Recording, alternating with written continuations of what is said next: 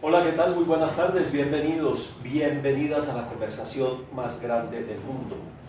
Les estamos saludando desde la oficina de la directora de Justicia Transicional del Ministerio de Justicia. Está aquí conmigo Adriana Díaz. Carlos. Me equivoqué en el nombre, Catalina.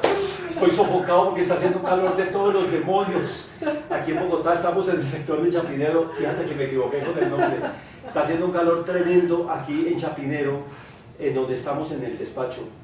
Catalina, esto es muy sencillo lo que vamos a hacer. Vamos a conversar sobre la justicia especial para la paz, porque incluso uno que ha leído los acuerdos y todo, cada rato dice, será así como era, y se equivoca uno mucho. Empecemos por el principio. ¿Por qué se llama jurisdicción o justicia especial para la paz? ¿Por qué le pusieron ese adjetivo, especial? Bueno, Carlos, es importante tener en cuenta que fue el propio acuerdo final para la construcción de la paz estable y duradera el que creó, previó la puesta en marcha de la Jurisdicción Especial para la Paz. El acuerdo, y así estaba previsto desde que se convino entre las partes la agenda de conversaciones, tiene un gran punto que se llama el punto quinto, donde lo que se establece es cómo se van a satisfacer los derechos de las víctimas. En ese gran punto quinto del acuerdo se incluye la creación tanto de la Comisión de la Verdad, la Unidad de Búsqueda de Personas Dadas por Desaparecidas, un paquete especial sobre reparaciones, sobre garantías de no repetición y tal vez lo que ha tenido más discusión en el público, que es la Jurisdicción Especial para la Paz. Todas estas instituciones hacen parte de un sistema integral de verdad, justicia, reparación y no repetición, que es la gran apuesta de Colombia para hacer justicia al mismo tiempo que se consolida la transición. Al mismo tiempo que negociamos, fuimos capaces, y eso hay que siempre tenerlo presente, negociar por la vía de la discusión, por la vía del diálogo, el fin de una guerra de 50 años. Al mismo tiempo fuimos capaces de crear, de inventarnos un sistema integral, especial, para hacer justicia para las víctimas, para responder a las demandas de justicia de la sociedad. La Jurisdicción Especial para la Paz es la pata judicial de ese sistema. Del sistema. Entonces imaginémonos que este es un tablero con un holograma y que vamos a escribir aquí para recoger esto primero que nos has dicho. La Jurisdicción Especial para la Paz, o Justicia Especial para la Paz, es un elemento de un sistema. Entonces dibujemos aquí el sistema. Exacto. Digamos, tenemos este circulito aquí y dentro de ese circulito tenemos entonces varios. Mencionaste al comienzo, Catalina, Comisión de la Verdad. Comisión de la Verdad. Pongamos esta bolita aquí dentro del círculo. Unidad de Búsqueda de Personas Dadas por Desaparecidas. Unidad de Búsqueda de Personas Dadas por Desaparecidas. Tenemos ya dos bolitas dentro de todo el sistema. La tercera bolita. Fortalecimiento de las reparaciones, de la política de reparaciones. O sea, medidas adicionales para mejorar lo que ya está en la ley de víctimas y de restitución de tierras. 3. La cuarta bolita aquí. Hay un paquete de garantías de no repetición.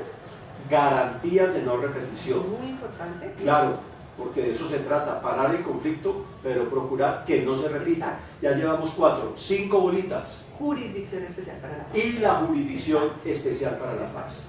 Entonces, nos estamos imaginando aquí la bolita grande, que es el sistema, con estas 5 bolitas que ya hemos dibujado en este holograma imaginario. Entonces vamos a hacer un foco. Vamos a hacer un zoom así, y nos vamos a centrar aquí en la Jurisdicción Especial para la Paz. Entonces, ¿por qué es especial otra vez? Bueno, esto es todo un aparato de administración de justicia, una jurisdicción completa que tiene a su vez un tribunal para la paz, unas salas de justicia, una unidad de investigación y acusación, una secretaría ejecutiva al interior de esa jurisdicción. Es un aparato especial de administración de justicia que es especial, como tú me lo preguntas, para terminar la guerra. La idea es un aparato de administración de justicia con el objetivo de hacer justicia al mismo tiempo que se termina la guerra y se construye entre todos y todas la paz. ¿Por qué especial? Porque tú no puedes hacer justicia en un contexto de fin de la guerra, donde tienes además millones de víctimas, como es el caso colombiano, y posibles miles de perpetradores, con los mismos instrumentos y de la misma manera que harías justicia en un contexto donde no hay guerra, donde no hay fin de la guerra, donde no tienes miles y miles y miles de víctimas y de perpetradores.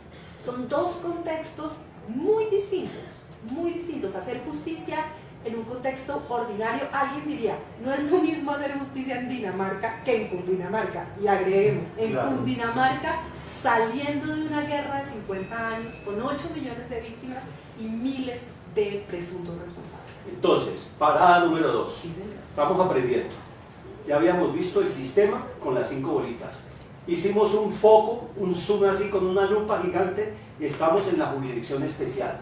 Yo no alcancé a grabarme los elementos de esa justicia. Repitámoslos aquí. Entonces, dentro de esa bola de la justicia especial, de la jurisdicción especial Tribunal tenemos para la paz. Bolita número 1, Tribunal para la Paz. Bolita número 2, Salas de justicia. salas de justicia especializadas.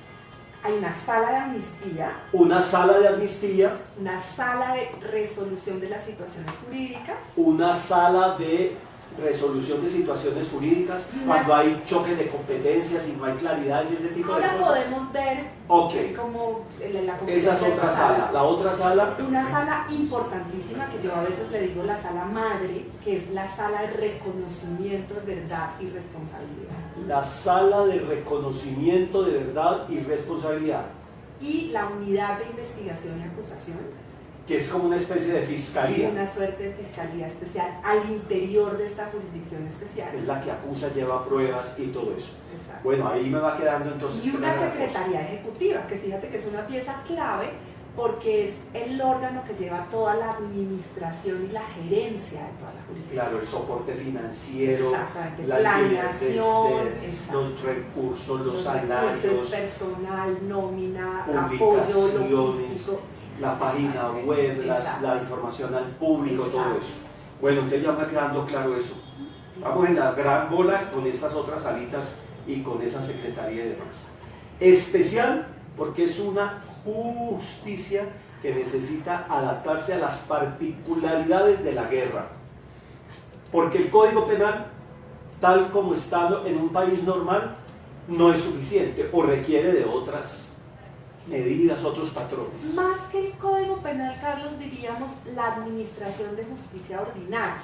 La administración de justicia ordinaria, más que el Código Penal. Yo creo que incluso en Colombia hemos hecho unos pasos muy importantes en nuestro Código Penal al incorporar lo que los abogados llamamos tipos penales o delitos que estaban en instrumentos internacionales, tipos penales especiales para la guerra.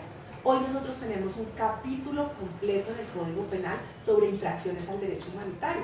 Eso es muy importante. Lo que pasa es que la justicia ordinaria, la administración ordinaria de justicia, creo yo, no sería el escenario adecuado para hacer justicia al fin de la guerra. ¿Por qué no? Porque, digamos, esto fue producto de una negociación política entre un Estado, digamos, nuestro Estado legítimo, democrático, representado en el gobierno, en este gobierno, y un movimiento rebelde que durante 50 años se dedicó a, digamos, incluir dentro de su decálogo que rechazaba al Estado y al derecho del Estado y a la administración de justicia del Estado. Entonces fue toda una conquista, creo yo, traer a ese grupo rebelde a que era posible hacer justicia dentro del Estado respecto de los crímenes graves que hubieran cometido todos en la guerra, pero claro, para ese hacer justicia después de la guerra dentro del Estado, pues no iban ellos a aceptar ni 50 años de cárcel, ni, digamos, ser juzgados por quien ellos habían considerado sus enemigos. Entonces, Catalina, hemos dicho, es especial por esto. corríjame si estoy equivocado, porque yo también me voy a someter a prueba aquí a ver qué tanto he entendido el cuento. Lo otro, especial, viene acompañado de otra idea. Esto es transitorio. Esto no es para hasta que San Juan agache el dedo. Transitorio. ¿Cuánto tiempo va a durar? 15 años. 15 años. Que es un tiempo que se considera prudente para ocuparse de la investigación y la sanción a estos crímenes en relación con los hechos del conflicto. Porque no es cualquier hecho, sino relacionados con el conflicto armado. Otra idea, corríjame si estoy equivocado. Esto se hizo, claro, para entender estos andamiajes y estos mecanismos especiales y transitorios para las FARC, pero no solo para las FARC. Esto no es una justicia solo para las FARC. ¿Para quién más entonces? Bueno, ese es un punto crítico el que dices, Carlos, porque fíjate que en Colombia veníamos de experiencias de justicia transicional. Yo siempre le digo pues, a mis estudiantes y en charlas públicas, digo, Colombia no es un primíparo en justicia transicional. Nosotros somos un estudiante, yo diría, casi que de maestría en justicia transicional, porque venimos de 10 años de proceso penal especial de justicia y paz, que fue producto de una negociación política con los grupos paramilitares en su momento, y de allí sale el proceso penal especial de justicia y paz de la ley 975 del 2005.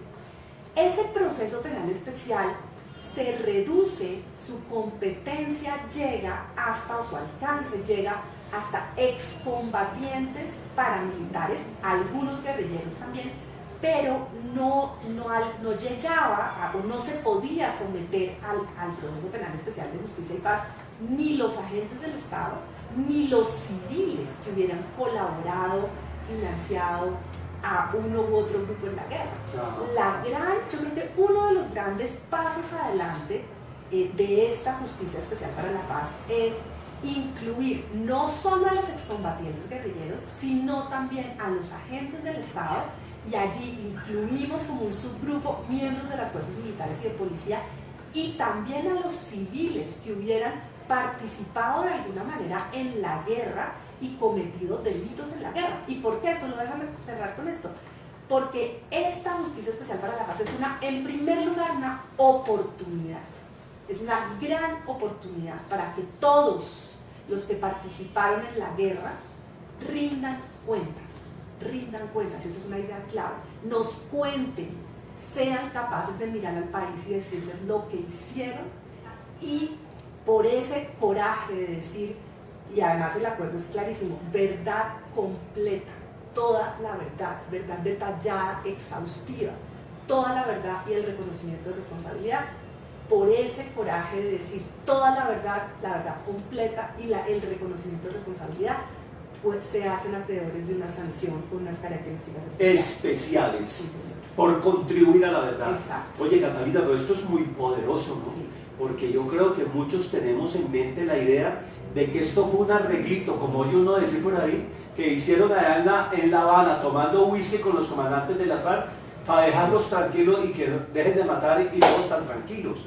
Entonces, para las FARC, para la fuerza pública, incluyendo policía, ejército, agentes del servicio de inteligencia, ministros, congresistas, quizá que han estado metidos en estos rollos, pero también empresarios, terratenientes, dueños de la tierra, empresas transnacionales, defensores de derechos humanos que pronto han hecho cosas indebidas para torcer procesos, engañar a la justicia.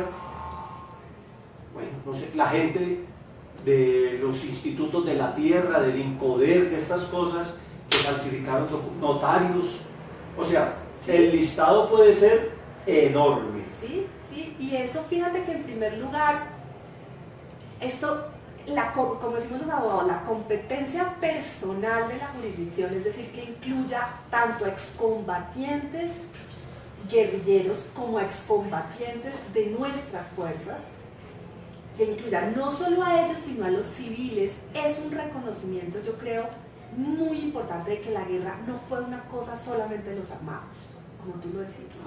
En esta guerra aquí también participaron civiles, en distintas calidades, civiles que eran agentes del Estado, civiles en distintos, digamos, lugares, órganos, y que hicieron, digamos, se probará, y obviamente esto no es aquí pues una cacería de brujas, no, esto es con todo el debido proceso, el rigor del procedimiento, todas las oportunidades para defenderse, un aparato de defensa técnica, pero digamos por lo que hoy sabemos de la guerra, aquí distintas personas participaron en la guerra de distintas maneras y cometieron una gama muy amplia de delitos. Claro. Entonces, en esta jurisdicción, si yo voy y digo, mire, sí, yo falsifiqué una escritura para despojar a los campesinos, quiero reconocerlo, hoy tengo el coraje de reconocerlo, puede hacerlo. Y por eso puede hacerse acreedor de una manera sencilla de resolver su situación jurídica en el marco de esta jurisdicción, hasta quienes reconozcan pues hechos gravísimos de desaparición forzada, de tortura, de los crímenes más graves. Esta jurisdicción está pensada también para los crímenes más graves de lo más grave. Y ahora hablamos de esos de los más graves y más graves. Sí. Entonces, si te entiendo, Catalina, yo puedo ir a esa puerta y tocar allá y decir, mire, yo no tuve un fusil, yo no hacía formación de orden cerrado mi comandante, ni mi capitán, ni mi mayor, ni mi comandante guerrillero, ni mi alias en la autodefensa. Sí. No necesito haber estado combatiendo. Exacto. Puedo haber utilizado otros métodos de lucha non santos que violan derechos de otras personas e inclusive los derechos muy graves. Sí. Voy entendiendo bien la cosa. Sí. Bueno, y esto es bastante novedoso frente a otros procesos en el mundo. Sí. Bueno, como muy una bien. gran oportunidad, digamos, para que la gente voluntariamente vaya a contribuir a la verdad, a reconocer responsabilidad y a resolver de manera rápida su situación jurídica. Ahora, me asalta una duda, porque tú mencionaste la expresión cacería de brujas. Te voy a poner un ejemplo, la duda que tengo.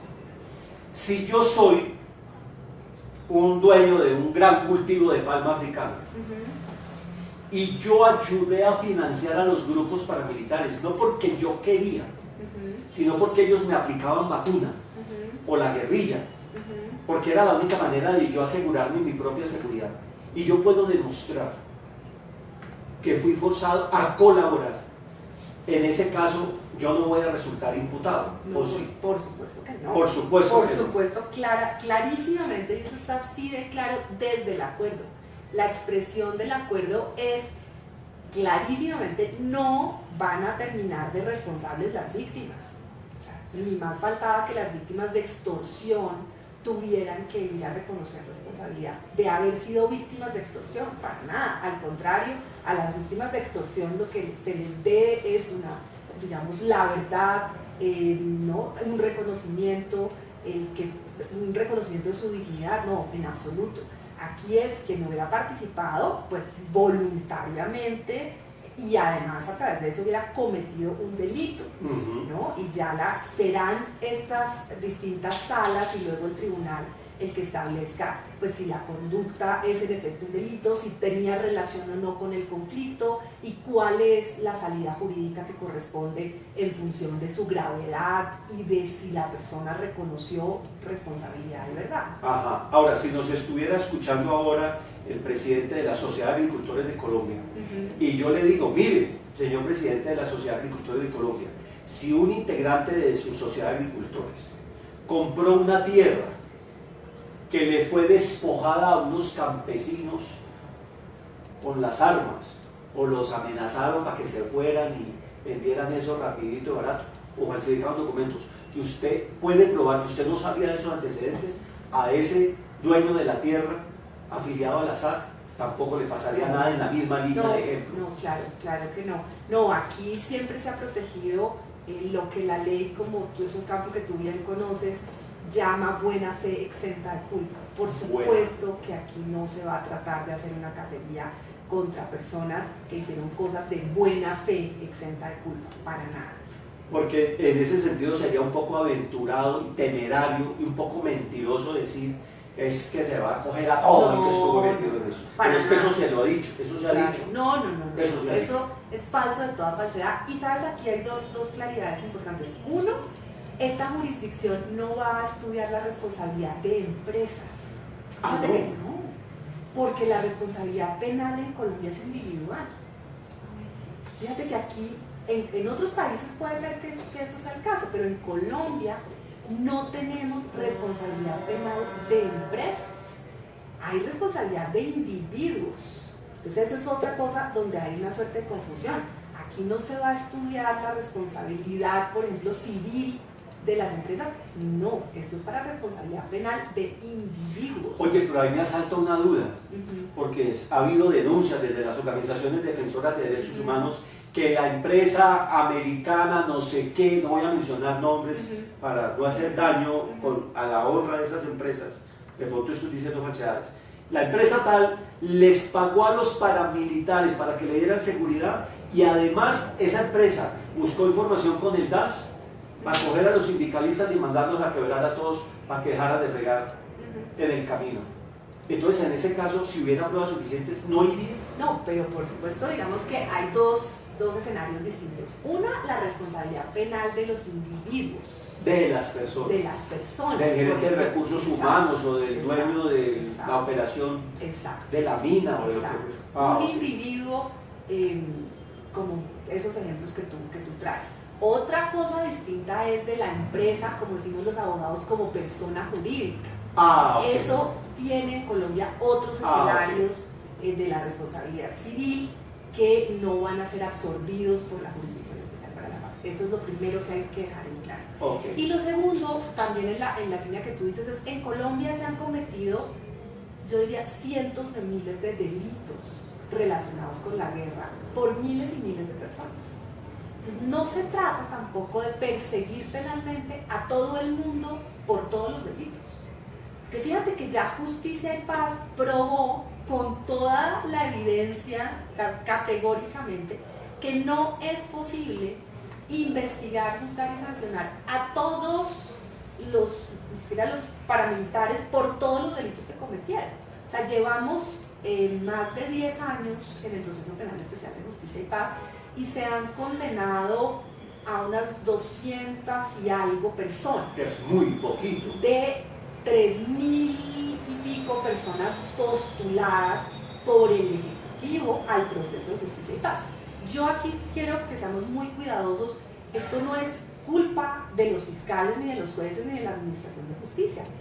Más bien muestra, fíjate, que a pesar de una inversión de recursos importante, de energía institucional, de tiempo, no es posible condenar miles de personas por cientos de miles de hechos. Realmente el caso colombiano demostró que uno tiene que ser muy estratégico en la persecución penal y sobre todo cuando terminas una guerra.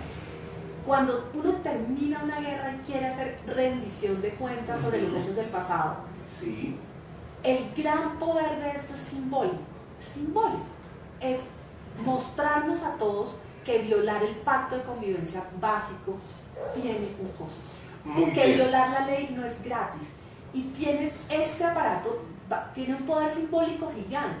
Va a poder mandar mensajes sobre lo que está mal en distintos, digamos, campos, territorios del país respecto a distintos grupos victimizados, para que eso nos quede, digamos, en la conciencia de todos y reafirmemos que nuestro pacto de convivencia tiene que empezar, por ejemplo, y creo yo, porque se respeta al que piensa distinto. ¿Cuánto tiempo llevamos, muchachos? En este Señoritas. momento... ¿Cuánto tiempo llevamos? 20 minutos. 20 minutos. Sí, señor. ¿Cuánto tiempo más deberíamos estar? Yo estoy feliz aquí aprendiendo con Catalina. Yo estoy feliz aprendiendo. A quienes acaban de llegar a esta transmisión que estamos haciendo a través de Facebook, les contamos que estamos en la conversación más grande del mundo con Catalina Díaz, directora de Justicia Transicional del Ministerio de Justicia, hablando, como se acaban de dar cuenta, de la Jurisdicción Especial para la Paz, que hace parte de un sistema integral que explicábamos al comienzo en qué consiste. Catalina, como esto Preguntas. ya nos quedó claro, que esto... ¿Hay pregunta? Hay preguntas. A ver, ¿quién pregunta? Habla duro para que te escuche allá la No, persona. ahí me escuchan tranquilo. Dale. La primera pregunta, ¿cuáles son esas herramientas de la Justicia Especial para la Paz para que no haya repetición? Las herramientas para que no haya repetición, porque nos había dicho al comienzo que dentro del sistema integral había un componente de no repetición. Entonces están preguntando por las herramientas. Bueno, el acuerdo tiene una gran apuesta en no repetición, y es que la implementación del mismo acuerdo es la primera garantía de no repetición. Y tiene toda la lógica, porque el acuerdo le apunta al corazón de los factores que permitieron que el conflicto se reprodujera, o en palabras de otros académicos, de las causas estructurales del conflicto. Hay algunos académicos que hablan de las causas estructurales del conflicto, otros hablan de los factores que permitieron que el conflicto se prolongara, se perpetuara. Se expandiera y se degradara, claro. Aborda esos grandes puntos: reforma rural integral, solución al problema de las drogas ilícitas, participación política, Estatuto de la oposición para que no maten a los líderes. Exactamente. Entonces, si somos capaces de implementar esas, digamos, 4 grandes campos de reforma, deberíamos hacer un paso hacia la no repetición. Ahora, también yo creo que es muy poderoso decirnos la verdad, Carlos, es una apuesta por la no repetición. O sea, que yo la verdad aspiro, espero, tengo toda la fe en que seamos capaces, que quienes hicieron daño sean capaces de, tengan la humildad y el coraje de decir, sí, yo lo hice. O sea, que en Colombia podamos decir, sí, se mataron ex militantes de la UP, sí se torturaron excombatientes, sí se desaparecieron líderes, se desaparecieron forzadamente defensores de derechos humanos, se dio muerte a personas secuestradas, se violaron niñas. Que nos seamos capaces de decirnos esas verdades de todos los lados. Eso claro, es muy de importante, todos los lados, de todos los incluyendo lados, esas verdades tan terribles que tienen que ver con los llamados falsos positivos, de todos los que se lados. vistió a campesinos, gente pobre, Sí. engañada, que le pusieron un uniforme y un arma para decir que íbamos ganando la guerra, la gente de las chuzadas, Sí, las persecuciones exacto, a los exacto. magistrados, tantas cosas horribles que Poner pasaron. eso sobre la mesa, ser capaces de mirarnos y decir que fuimos capaces de hacer, ¿no? Y tramitar ese dolor como sociedad, yo creo que es un paso significativo hacia la no repetición.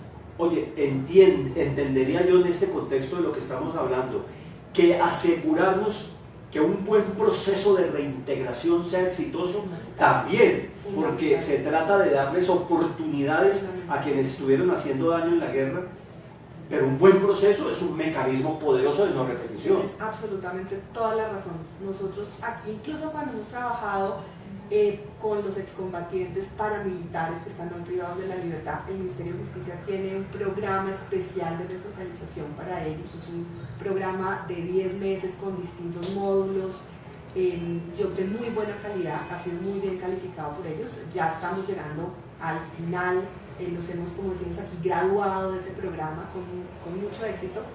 Y yo siempre arranco mis presentaciones sobre el programa diciendo: la reintegración y la resocialización es la primera garantía de no repetición. Claro, Claramente. hace parte de Sí. eso, por supuesto. Bueno, ¿quién hizo esa pregunta, Andrés? Aquí desde Bogotá, Teresita Hurtado. Teresita Hurtado hizo la pregunta. Gracias, Teresita. También sé que nos están siguiendo en este Facebook Live, nos están siguiendo colegas de RTBC, del Sistema de Medios Públicos. Saludos a Alejandra, que fue la que se encargó de juntar a la gente allá frente a la pantalla. A los colegas de RTBC, saluditos. Alejita, saludos.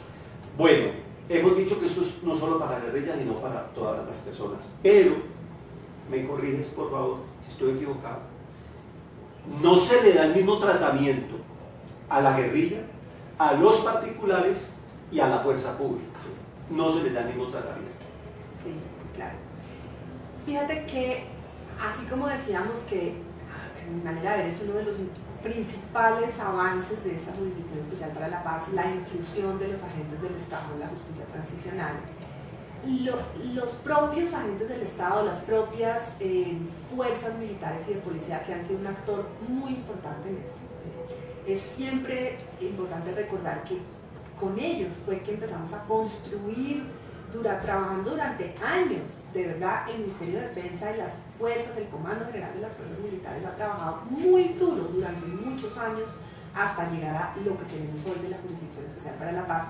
Ellos han acuñado esta idea de un tratamiento especial diferenciado, simétrico, un tratamiento simétrico, simultáneo, inescindible en la JEP, pero diferenciado. Diferenciado. ¿Por qué diferenciado? Porque, digamos, la primera gran diferencia es la guerrilla, es una organización que se levanta en armas contra el Estado.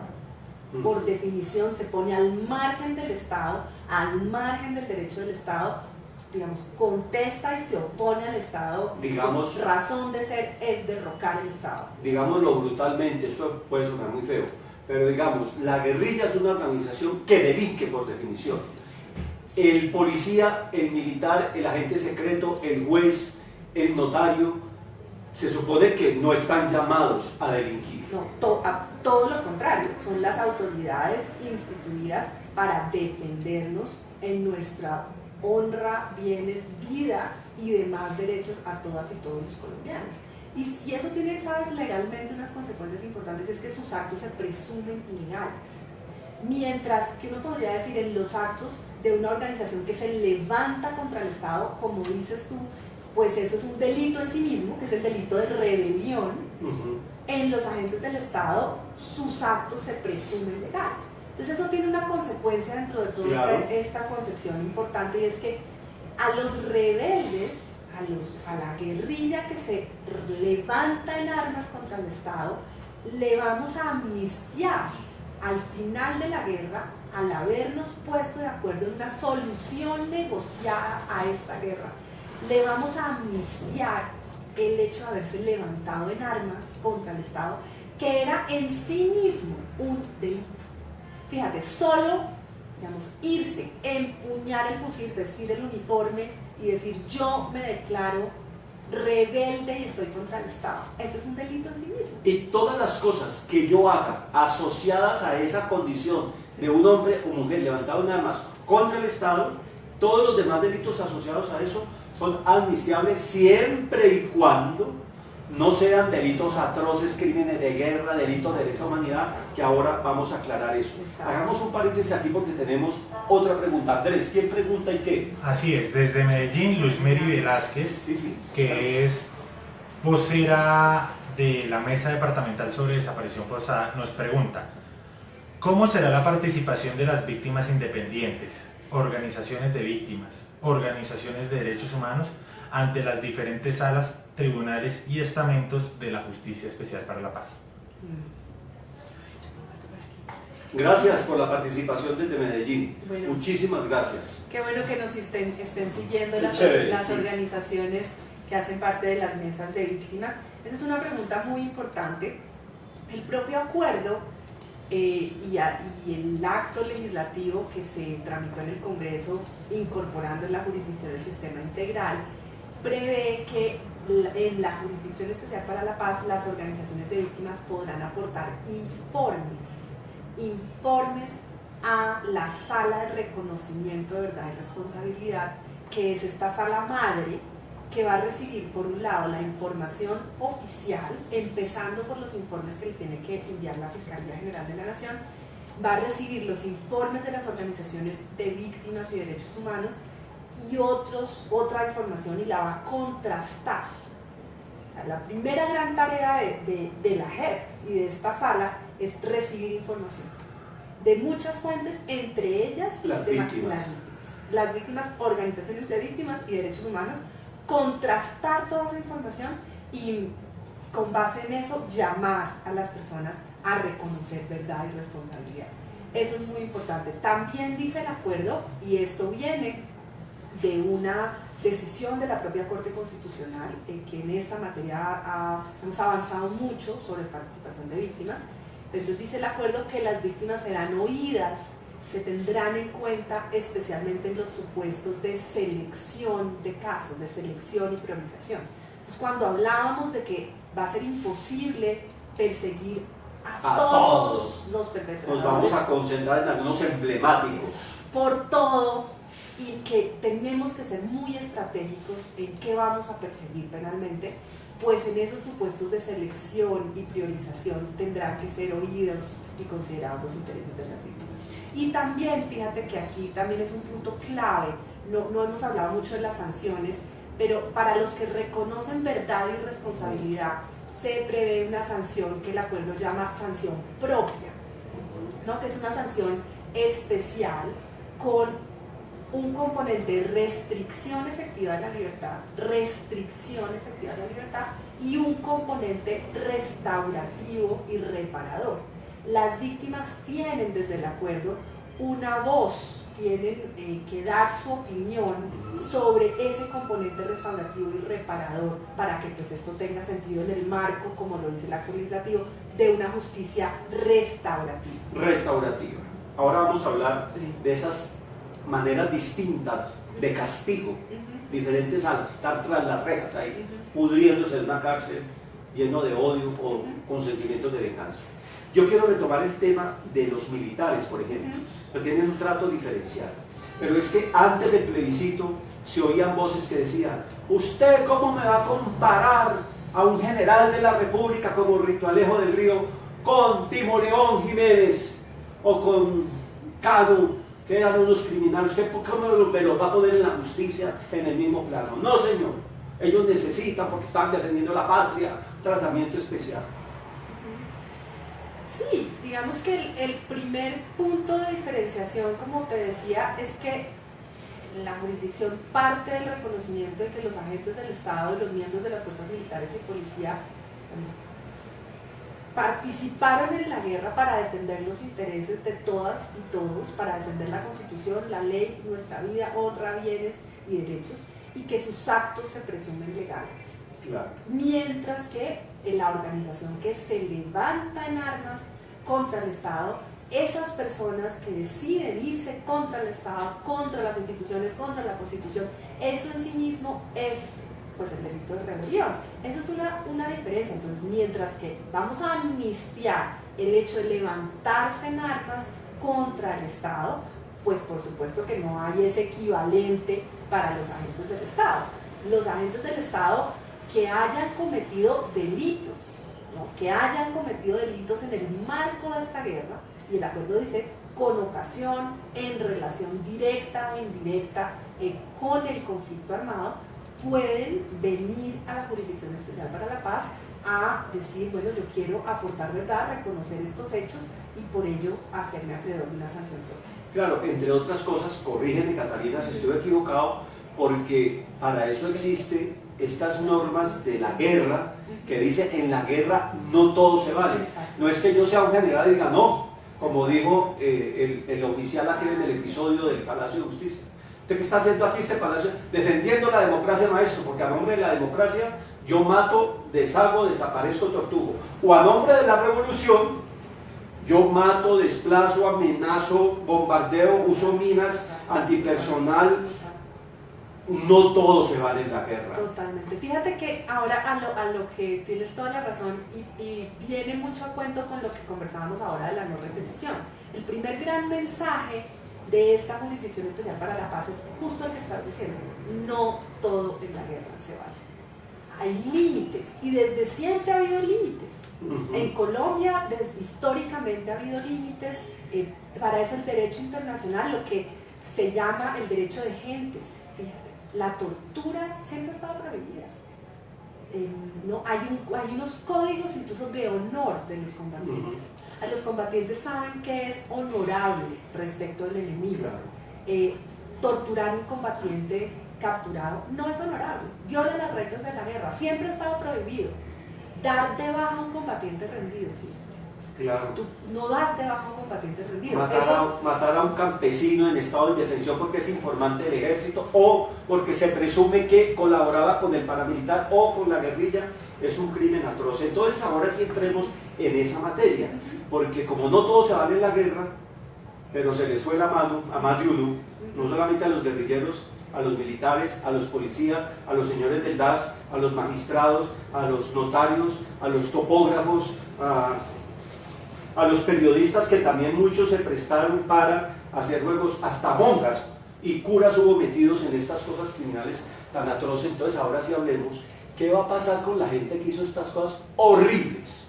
Y que la gente con razón se pregunta, pero ¿cómo es posible que a estos sinvergüenzas terroristas o a estos militares asesinos, cómo es posible que ahora no los vamos a castigar, que se pudran en la cárcel? Entonces explícanos eso. Bueno, entonces, para eso está prevista toda esta jurisdicción especial para la paz. Entonces, el que venga a la sala de reconocimiento de verdad y responsabilidad y diga, bien sea excombatiente guerrillero, agente del Estado, civil que participó en el conflicto. Ahora, esto es para delitos, ¿no? Esto es para delitos, no el que tomó una u otra posición política en la guerra, no, para que el que cometió delitos con cualesquiera fuera la justificación. Exacto.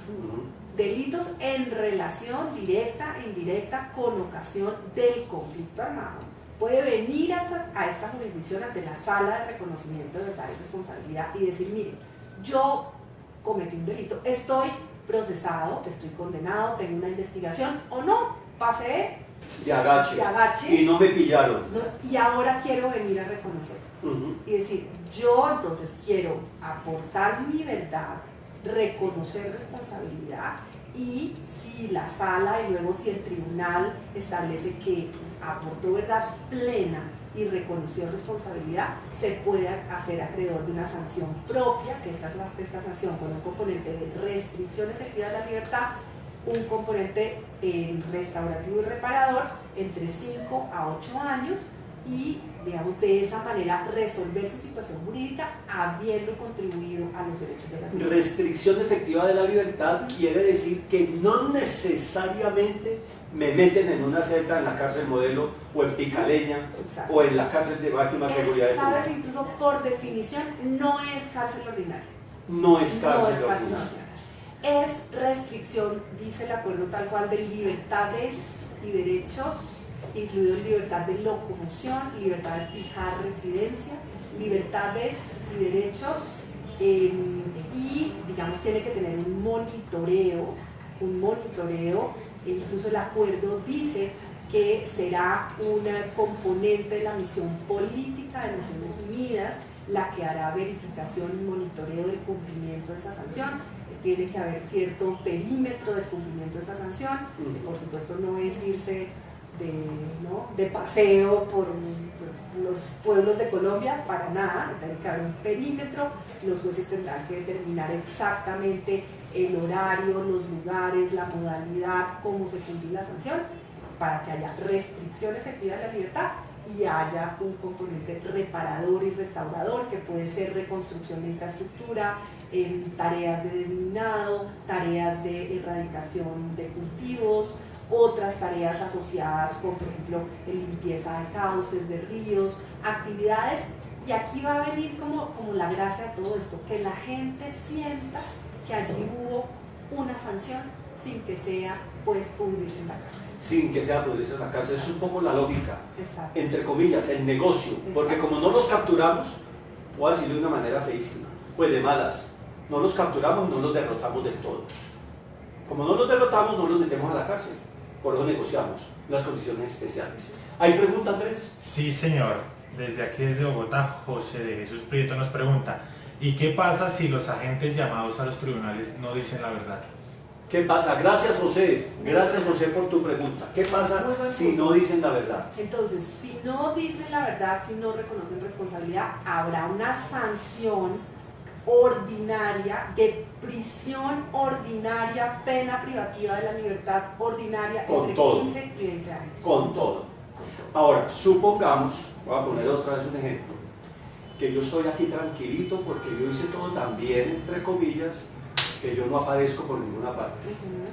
Pero como se supone que la fiscalía se tiene que poner las pilas, o las organizaciones de víctimas, y yo no sé que las organizaciones de víctimas tienen esa información, o que la fiscalía me la tiene por ahí guardada, y mañana me dicen, oiga, voy a decirlo como se dice en la jerga popular, oiga papito, no se nos haga el pendejo, que aquí hay esto contra usted. Si me lo dicen sin yo haberlo comenzado, 20 años o más. Pero fíjate que ahí, Carlos, hay una diferencia importante. En principio, la jurisdicción de la JEP es voluntaria. Voluntaria.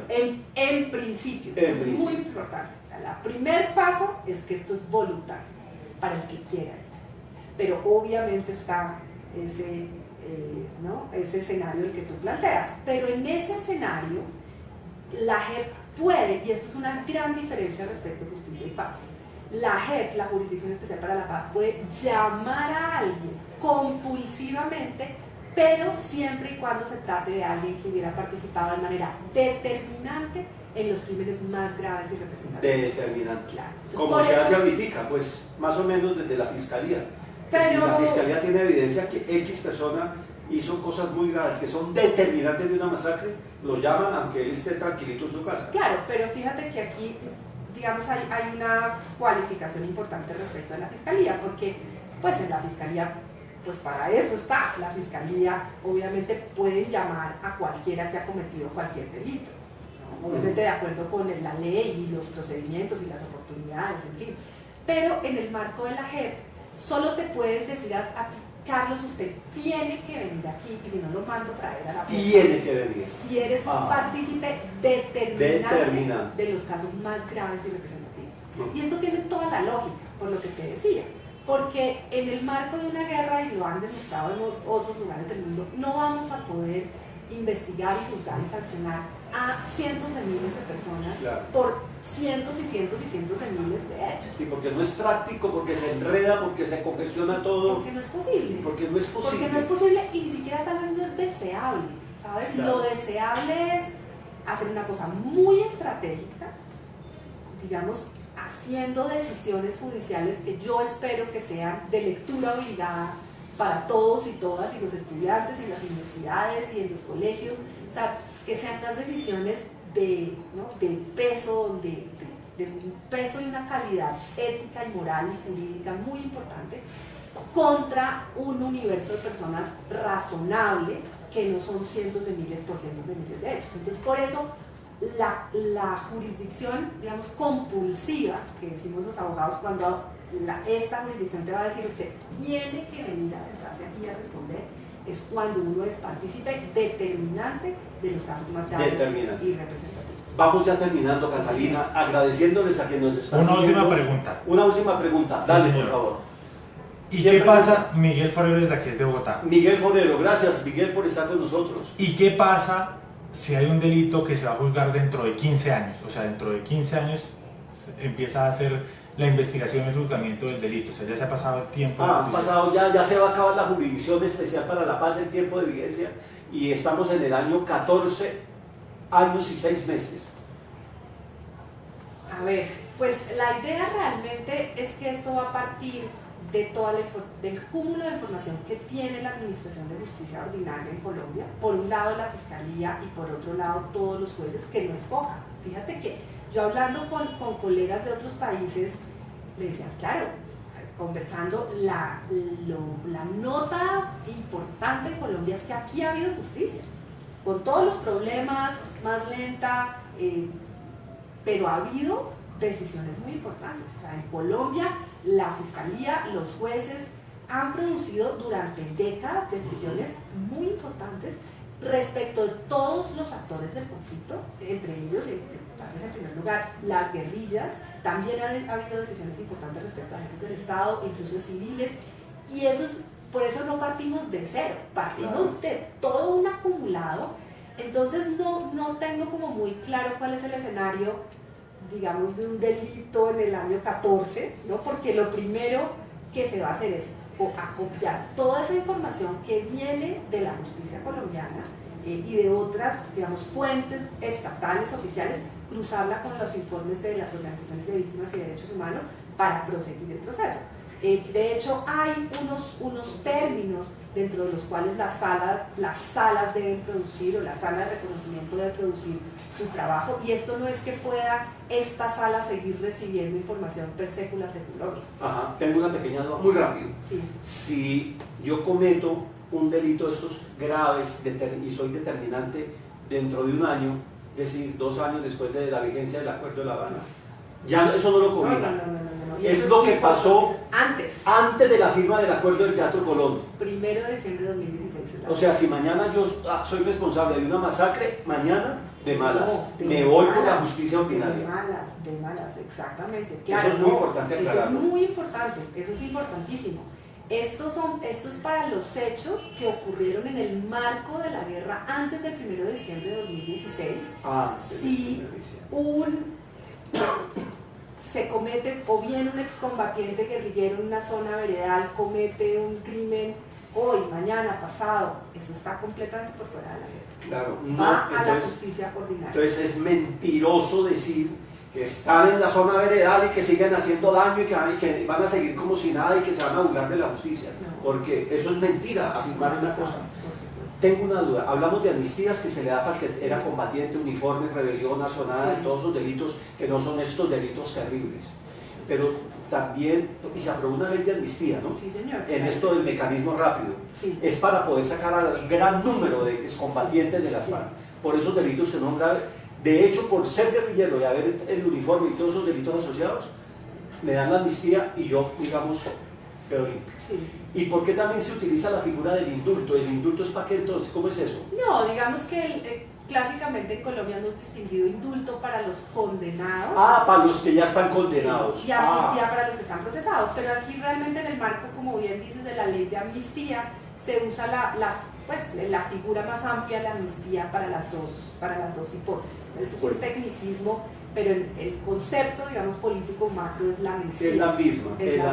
Indulto para los que ya tienen condena y tienen unas condiciones para que salgan ya y empiecen a estar condicionados a que sigan cumpliendo la ley, que no repitan y tal. Y amnistía para los que no estaban condenados y demás. Una última inquietud. Uno lee todos los días que ya van 480 guerrilleros, que es el general Ritualijo del Río ya de pronto se mete, que ya salió el general Uzcategui, y uno se pregunta, pero ¿cómo así que ya salieron si ni siquiera están conformadas las salas, los tribunales, todavía no les están pagando sueldo, falta escoger a unos magistrados, y por qué eso? ¿Por qué está pasando eso? Pues mira, justamente en lo que tú planteabas, y es la adopción de la ley de amnistía, está consagrado legalmente esas hipótesis. El 30 de diciembre del año pasado se aprobó en el Congreso de la República como primera ley adoptada en el mecanismo del Fast Track la ley de amnistía y otros tratos penales especiales. Es una ley que venía incluida como un anexo en el acuerdo final. Entonces, amnistía y otros tratos penales. Es que se nos olvida esa otra partecita. Fíjate que la certeza, la seguridad jurídica es tan importante para los excombatientes que al final de una guerra pues van a reintegrarse a la sociedad. Que es tan importante que en el marco de esta negociación en La Habana se incluyó como un anexo, un primer anteproyecto de ley. Y el compromiso del gobierno era, apenas se abra el fast track, radicar la ley. Porque sabemos, y así viene en la literatura internacional, que la sensación de los excombatientes de que están, digamos, seguros jurídicamente y no van a dejar las armas y al otro día los van a ir a perseguir pues penalmente, es crítica en un contexto de transición, de dejación de las armas. Claro. Entonces, por eso fue tan importante haber adoptado esa ley de amnistía en diciembre, claro, en el fast track, y hoy se está aplicando. La gente, y yo entiendo tu pregunta, todo el mundo me pregunta un poco lo mismo, la claro, gente pues no entiende, pero aquí hay una explicación sencilla, y es, la ley de amnistía adoptó, por un lado, amnistías para personas tanto en libertad, que son las personas que están en las zonas veredales, que se les va a conceder una vez se compruebe que individualmente dejaron las armas, como amnistía para los privados de la libertad. ¿No? Los guerrilleros presos, que ellos llaman presos políticos, o no guerrilleros, sino asociados a, bueno, en fin. Para esos miembros de las FARC, o incluso personas que hubieran sido investigadas o procesadas, acusadas de ser miembros de las FARC, aunque no lo fueran, aunque ellos no se reconocieran como tal, procede la amnistía. Y la amnistía tiene como consecuencia primera y natural y fundamental la libertad. Por eso han salido un número importante de excombatientes guerrilleros de la cárcel. Ahora, hay otros mecanismos que son el espejo para agentes del Estado, que es la libertad condicionada, transitoria, anticipada. ¿Hasta que? Para agentes del Estado, condicionada ¿a qué? Hace que se comprometan a acogerse a la Jurisdicción Especial para la Paz. Que es el caso del general Uzcategui, por ejemplo, que él está condenado ya, pero él cree que en el juicio que se le ha hecho hasta ahora no pudo demostrar su inocencia, y él cree que la Jurisdicción Especial le va a dar la oportunidad de demostrar que él realmente era inocente, a cambio de contar cosas que de pronto no ha dicho. Pero fíjate que ahí el tema de la inocencia o no, pues no es tan relevante. O sea, el tema es, la ley de amnistía previó como mecanismo, digamos, espejo para los agentes del Estado, la libertad condicionada, transitoria, anticipada, para que aquellos miembros, agentes del Estado, especialmente miembros de fuerzas militares y policías, privados de la libertad por hechos relacionados con el conflicto. Claro. Esto no es para criminalidad ordinaria. Obviamente hay unos casos que son difíciles, y los ya hemos visto, hay unas discusiones fuertes sobre cómo se interpreta esto de qué es relacionado, ¿no? indirecta o directamente con el conflicto, pero la ley dice relacionado directa o indirectamente con el conflicto. Personas privadas de la libertad que hayan cumplido 5 años mínimo de privación de la libertad pueden quedar en libertad condicionada a, digamos, a órdenes de la JEP, ¿no? Y con el compromiso firmado en un acta formal con su firma ante el secretario ejecutivo de la JEP, que pues van a acudir a los llamados de la JEP. Eso está previsto tanto para agentes del Estado como para guerrilleros por otros delitos no amnistiables. Pero como la JEP no está funcionando, entonces es como en la nube, ¿o no? No, pues es una, digamos, es una apuesta en el marco de la transición del fin de una guerra, que las personas que hayan cumplido 5 años de privación de la libertad, que hayan suscrito formalmente un acta ante el secretario ejecutivo de la Jurisdicción Especial para la Paz, donde se compromete a atender el llamado de la JEP, a no salir del país sin autorización judicial, a reportar todo cambio de residencia, queden en libertad, digamos, para enfrentar los procedimientos de la JEP en libertad, pues mientras la JEP entra en marcha. También tienes razón, por eso es que es tan importante poner la JEP en marcha cuanto antes. Pero ahí hay dos precisiones importantes. No es que esas personas, ni exguerrilleros, ni agentes del Estado, militares, se les haya resuelto de fondo su responsabilidad. No es que, digamos, a los que quedan en libertad condicionada, no es que los jueces les hayan dicho usted es culpable, usted es inocente. No, ni siquiera los que ha resuelto es autoridades de la JEP, porque como dices, los magistrados de la JEP todavía no están, pues no se ha emprendido, mejor dicho, el concurso para seleccionar los magistrados. Ya está el mecanismo, están en marcha el comité de escogencia de estos expertos internacionales, pero pues falta la convocatoria y las decisiones, en fin. No es que entonces esa libertad condicionada signifique que la persona ni es inocente o culpable, que se le haya definido su situación jurídica, sino que queda en libertad condicionada a esa suscripción formal del acta ante el secretario ejecutivo, mientras la JEP entra en funcionamiento y dispone lo que corresponde. ¿Es posible que la JEP ratifique una condena o puede ser que diga usted, señor, era inocente? Y en ese caso prevalece que lo que diga la JEP, claro, sobre lo que dijo el tribunal. Porque fíjate, claro, porque la JEP tiene competencia prevalente, preferente y exclusiva sobre los hechos relacionados con el conflicto armado interno que vivimos. Es en un sentido una justicia especializada en los hechos de la guerra. De hecho, yo cada vez que lo pienso digo, tiene más sentido para la justicia ordinaria, porque la justicia ordinaria ha tenido que llevar en sus hombros miles y miles de procesos por hechos de la guerra, y por eso pues ha tenido tantos frentes de actuación. O sea, en la justicia ordinaria se resuelven las cosas de familia, de linderos, de tierras, de créditos, de hipotecas, y al mismo tiempo cientos y cientos de miles de hechos relacionados con la guerra. Entonces vamos a tener una justicia especializada en los hechos de la guerra, que va a darle como la mano a la justicia ordinaria para resolver esos hechos de la guerra con además los estándares internacionales, y así poder Carlos, que sería, esa es la esperanza, pasar la página de esta guerra, no barriendo debajo del tapete, como dicen las mamás, sino mirándonos a los ojos y siendo capaces de reconocer qué hicimos y por qué lo hicimos. No barriendo debajo del tapete, ni siquiera el papelito que otros quieren volver trizas y quizá meterlos debajo del tapete. Catalina Díaz, muchas gracias. Catalina Díaz es la directora de Justicia Transicional en el Ministerio de Justicia. Estamos aquí en su oficina, en el sector de Chapinero. Muchísimas gracias, qué rico conversar así. Qué rico. Con alguien que sabe y que además se le siente el sabor y el gusto de conversar de estas cosas. Te lo agradecemos mucho a nombre, por supuesto, de la conversación más grande del mundo, pero sobre todo de las personas que nos vieron en directo y que nos van a poder ver a través de este muro de Facebook. El gusto es mío y muchas gracias por interesarse por estos temas y ayudarnos a hacer pedagogía. ¿Qué me dice? Que el ministerio. Las redes del ministerio. Que también se les agradece al ministerio claro, su apoyo. como soy de ingrato, ¿no? Agradecemos a las colegas, por supuesto, de las redes digitales del ministerio que junto con Andrés Castro de la Conversación estuvieron aquí tuiteando.